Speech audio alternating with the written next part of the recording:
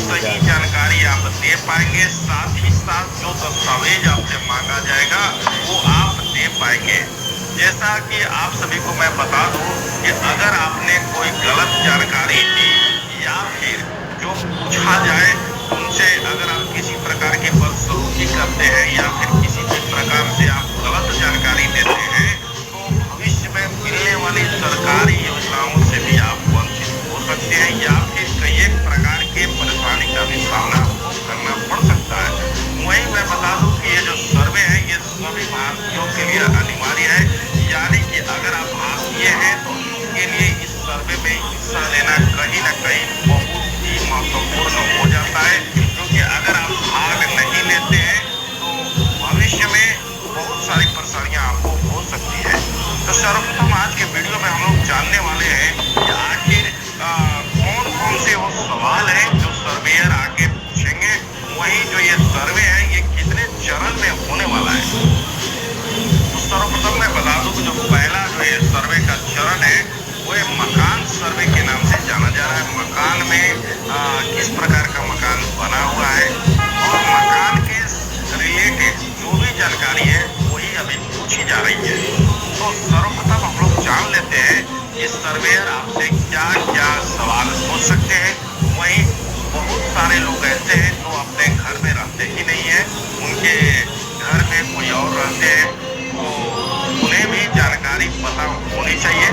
तो आज के डेट का जो ये वीडियो है वो खास करके उन सभी लोगों के लिए बहुत ही महत्वपूर्ण हो जाता है जो कि अपने घर पे रह तो रहे हैं, वहीं साथ ही साथ अगर उनके परिवार भी अगर घर पर रह रहे हैं तो वो भी इस वीडियो को देख करके जो वीडियो है मैं बताऊंगा उसी प्रकार से सवाल पूछा जाता है, उसका आप यहाँ उचित उत्तर आप देख सकते हैं और सर्वे को भली भांति अच्छे से जो है तो कर सकते हैं।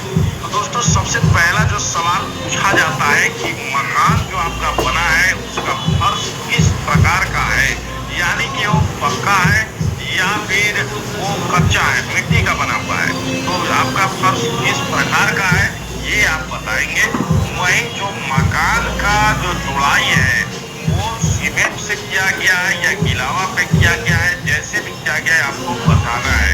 आपका जो छत है वो किस प्रकार का है, यानी कि वो ढलाई से बना है या फिर करकट उस पे लगाया गया है या फिर जो ढलाई है वो किस प्रकार का ढलाई है, यानी कि पटिया का ढलाई है या किस प्रकार का ढलाई है, इसका आप वहाँ पे उत्तर देंगे।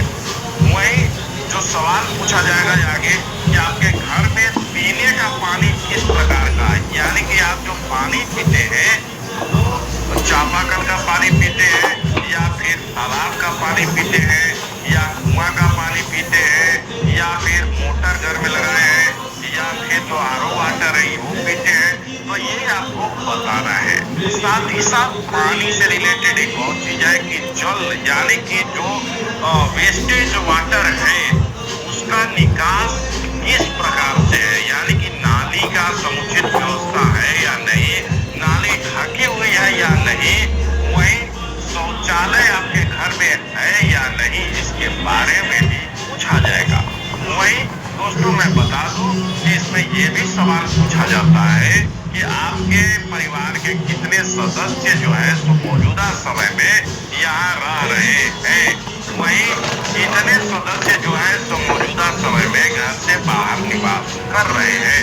ये सारी जानकारी आपसे पूछी जाती है जिसका उचित उत्तर आपको देना है। अगर आप आज जो है तो गलत उत्तर देते हैं तो आगे आने वाले जो सर्वे होंगे यानी कि चरण 2 में आपको तकलीफ हो सकता है।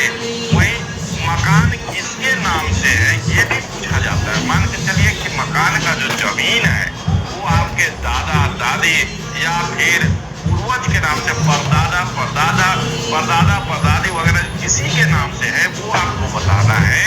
वहीं मौजूदा समय में जो मेन मुखिया का क्या नाम है वो भी बताना है।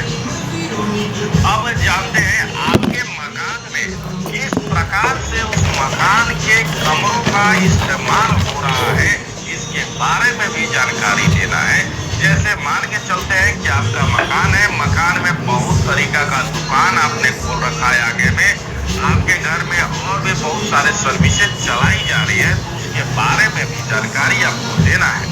साथ ही साथ आपके यहाँ कितने मोटर चलित वाहन हैं, साइकिल है नहीं है, मोटरसाइकिल है तो मोटरसाइकिल कितने हैं, वही 4 पहिया वाहन आपके यहाँ है नहीं है, ट्रैक्टर है या नहीं है, टेम्पो है या नहीं है, इन सभी सवालों का आपको समुचित उत्तर देना है। आज के परिवेश में अगर देखा जाए तो जब भी जनगणना होता है तो लोग गलत जानकारी देना पसंद करते हैं ताकि उन्हें आने वाले समय में सरकार से और भी ज्यादा लाभ मिल सके।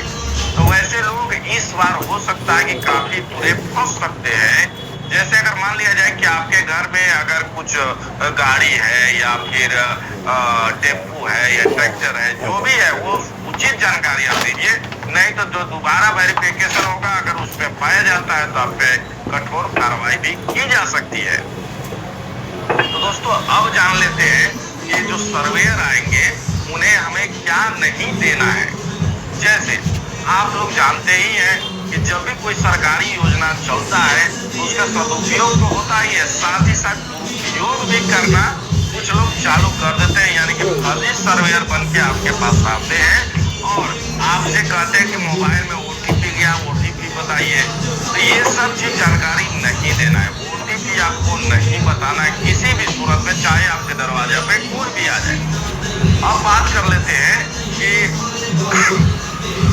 इसमें एक सुविधा और आपसे एक चीज पूछा जाता है कि घर में आप जो नेट चला रहे हो किस चीज से चला रहे हैं। आपके घर में खाना जो बनता है वो गैस पे बनता है, लकड़ी पे बनता है या कोयला पे बनता है, ये सारे चीज पूछा जाता है। साथ ही साथ आपने अपने मकान में कुछ कमरा जो है किराए पे दे रखा है या सारे अपने पर्सनल यूज के लिए रखा है, ये सारा कुछ पूछा जाता है। वहीं आपसे ये भी जानकारी पूछा जाएगा कि आपके घर में लैपटॉप है या नहीं, आपके घर में टीवी है, टीवी 3 डिश लगा हुआ है या फिर रिचार्ज वाला चलता है, ये सारा कुछ आपसे पूछा जाएगा।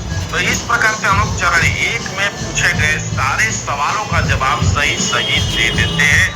तो वही अब चालू होता है चरण 2, जिसमें आधार कार्ड आपसे मांगा जाता है। आधार कार्ड जरूरी इसलिए है कि पहचान का सत्यापन इसके द्वारा होता है, वही परिवार के सदस्य की पुष्टि इसके द्वारा की जाती है और डिजिटली एंट्री करने में सहूलियत होती है। वही अगर बात करें कि आधार कार्ड में बहुत सारे लोग अभी ऐसे भी है जो पुराना आधार कार्ड जिसमें कि करेक्शन करवा रखे हो और नए आधार ये 2-3 प्रकार का रखे रहते हैं। तो गलत आधार कार्ड नहीं देना है, अगर गलत आप देते हैं तो सत्यापन में कहीं ना कहीं परेशानी खड़ा हो सकता है। वहीं आपको एक बात का और ध्यान रखना है कि आधार कार्ड में मोबाइल नंबर का लिंक होना जरूरी है। अब बात कर लेते हैं मकान या जमीन के कागजात। सर्वप्रथम जैसा कि मैंने बताया कि आपका मकान किसके नाम से है, तो उनका जो है सो कोई तो डीड होगा या तो केवाला है या खतियान है, ये कुछ तो होगा या पर्चा होगा, तो आपको मुझे दिखाना है। वहीं अगर खेसरा, खतौनी, प्रॉपर्टी टैक्स रिसिप्ट या होल्डिंग रिसिप्ट जो भी है आप दिखा सकते हैं। अब बात करते हैं कि बिजली बिल या पानी का बिल जो आपका है, इसके भी डिमांड किया जा सकता है ताकि ये पता किया जा सके कि आप वहाँ कमरे में रह रहे हैं, रूम में रह रहे हैं, नहीं रह रहे हैं। वहीं आपसे मांगा जाएगा राशन कार्ड भी मांगा जा सकता है कि राशन कार्ड से पता चलता है कि आप लोग कितने सदस्य हैं। वहीं राशन कार्ड में कई एक जगह जो है तो मोबाइल से OTP दिया जाता है और संपर्क करके सत्यापन किया जाता है। वही DBT योजना में भी लिंकिंग किया जा सकता है। वही